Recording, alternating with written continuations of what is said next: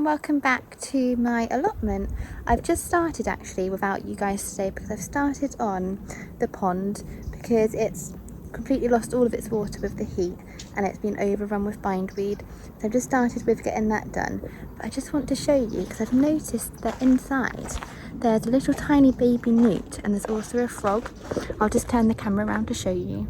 If we look down there, you can see there's a little frog, which I've never noticed frogs in here before. I knew that in the spring there was newts, but this is the first frog that I've seen. So there's that one.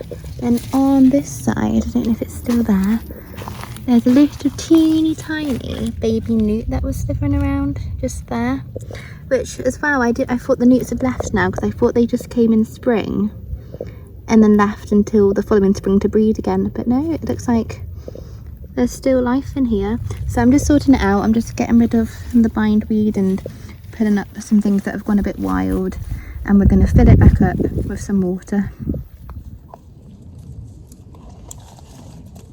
This big bit of bindweed.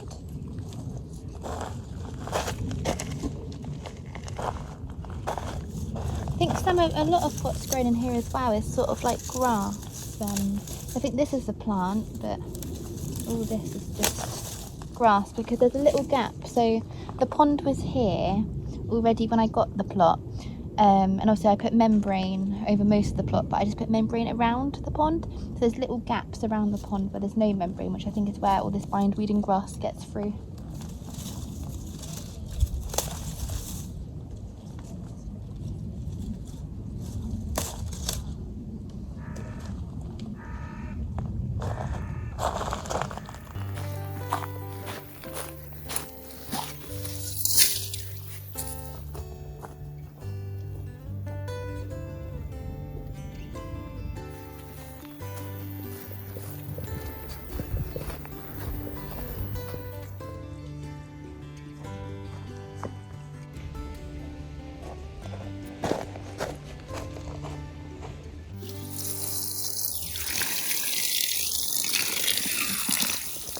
I thought as well I'll just give the whole sort of pond area a spruce up because it did have originally the foxgloves in some pots around it. I've taken some of them away. This one I'm going to put something else in. But obviously they've died back now, so I've got some verbena from the garden centre that I'm going to put there instead. I've got a taller one and a shorter one, and then eventually this big pot will be for a tree, so we're not going to fill that today, but we'll sort out all these logs and whatnot too. So I've got the verbena plant. So I've got the smaller one which says it's a verbena lollipop. I think they both say they're perennial and they come back each year, but I think the taller ones are more likely to come back. So this is the verbena lollipop, and then the taller one, I'm going to absolutely butcher the name, it's verbena bonariensis. Yeah, that one says it comes back as well. So hopefully they'll come back next year, and I think next year as well I'll put some more foxgloves around this pond too. So then it's got like flowers with the foxgloves, and then once the foxgloves go, you've got the verbena coming up. So let's pop one of these in this pot. I've got the wheelbarrow so I can empty out this pot into it, and that might be a bit more helpful. We'll see if we can fit the plant in there, I think. Let's see, what should we do? Put the lower one in there? Yeah, I think we'll do that.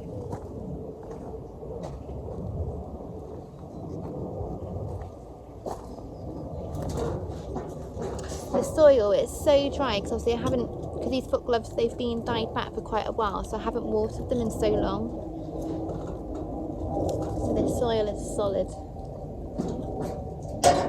Unless I do have a little bag of soil over there, unless I just empty this one out. Because the soil that's in the pot already will take up a lot of the room anyway, and I just fill it with the soil. Let's see what happens if we try and take it out. Yeah, I didn't think so. Try and dig it out.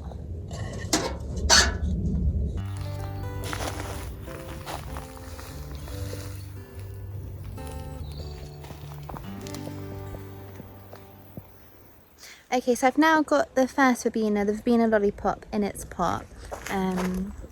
That's what it looks like there. I think I'm going to try and fit it in the space here where it was before.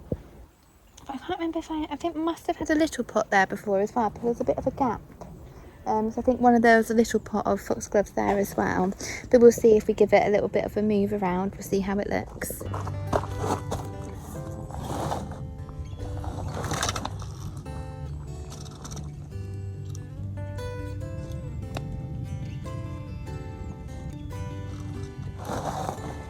I was looking to see if the frog's still there. It is.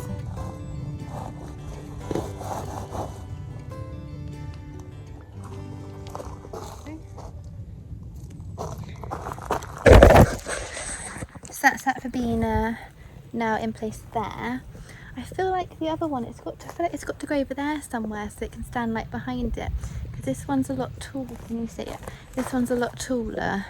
I feel like, yeah, it's got to go at the back somewhere to sort of stand up over. But it'd be nice when we get a tree in that tree pot. I feel like that will make it look a bit more complete in this area.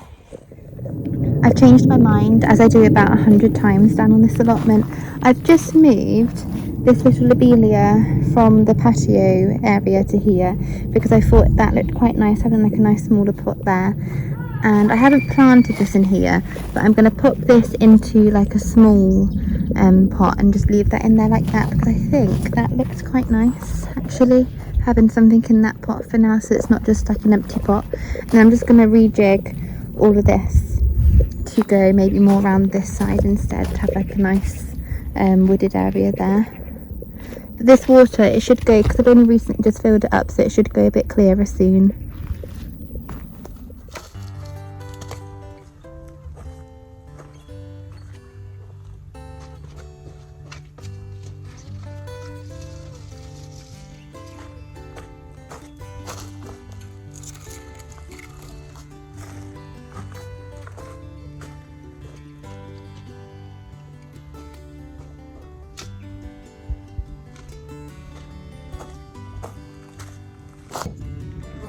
I forgot all about my little gnome that was hidden under there.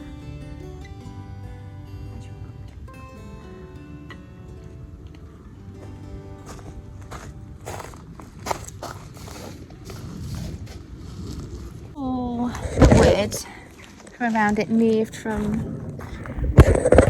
this side. Do you know what? I can't see a thing in this camera because of the sunlight, but I'm hoping you can see. It's moved from over this side back to over the back here.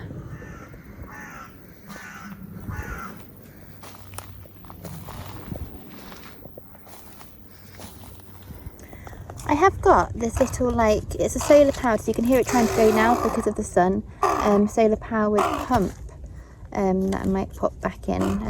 I don't tend to leave it, well, I didn't tend to leave it in because it would empty the pond while I wasn't here, but it seems that the heat's emptied the pond anyway, so I might just put it in while I'm here and see how that goes.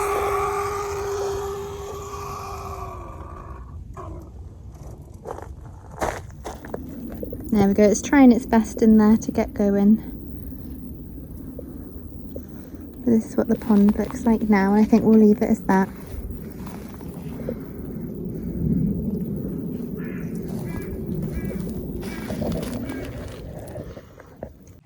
I thought while we're on a bit of an allotment tidy up, we'll go and finish those marigolds that we started doing in the last video, because we did about half of them with the deadheading. We've got about another half to go. So let's go and get those done as well. So last time we did all the ones on this L-shaped bed. That just means that I've got left to deadhead these ones here and those ones over there.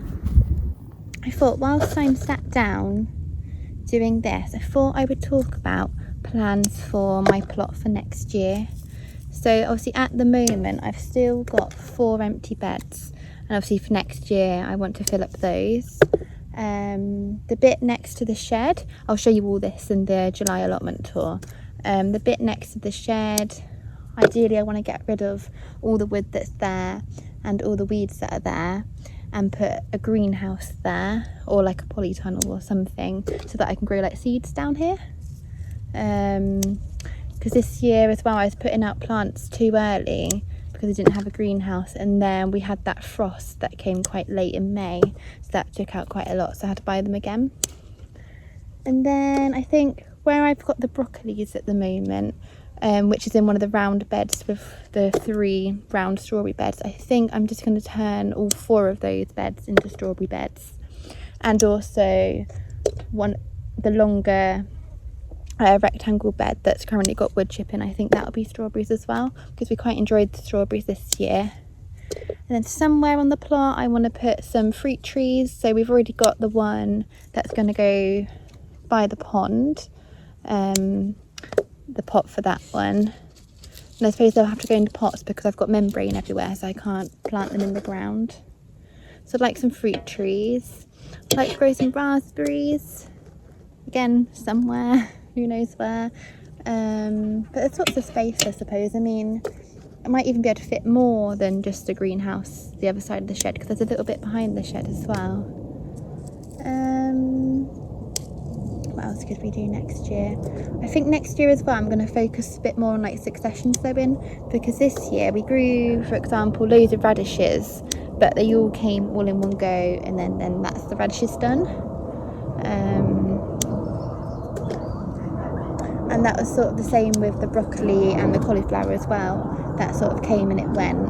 So obviously I've put tomatoes in that bed now, but I've obviously already got tomatoes in this bed. So I think next year it'll just be a bit more forward planning, a bit more succession sowing, more space available if I sort out the back area, and get these 4 beds ready with some compost as well for then.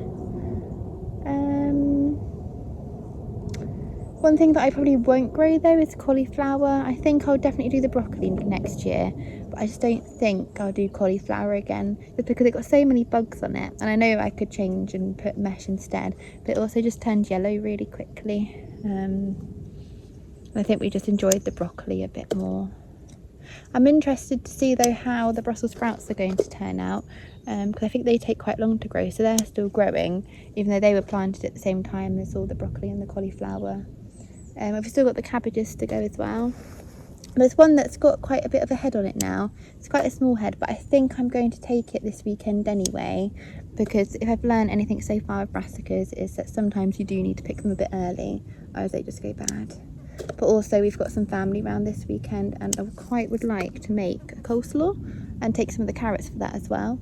So we'll take some cabbage and carrots and make our own coleslaw. How do you say that word? It sounds like I'm saying like a cold sore, like what you get on your lips. Coleslaw. Anyway, lots of deadheading to do, so I'm just gonna carry on with that. I was thinking as well, because my plot's only a half plot, if maybe, so I was going to say take on another half, but I wouldn't want another half that's far away. I'd want it to still feel like one plot.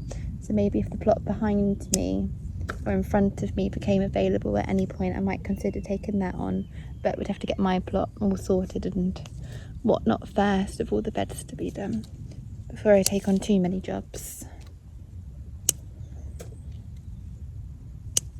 I think next year as well I'm going to do more potatoes, so we'll do more buckets of those. So this year we just did second-earlies. I think I'll do double the amount of second-earlies, and then maybe some main crops, so I get some potatoes a bit later as well. I was thinking about doing some more potatoes this year that could grow to be like the Christmas potatoes, but I'm not too sure, we shall see.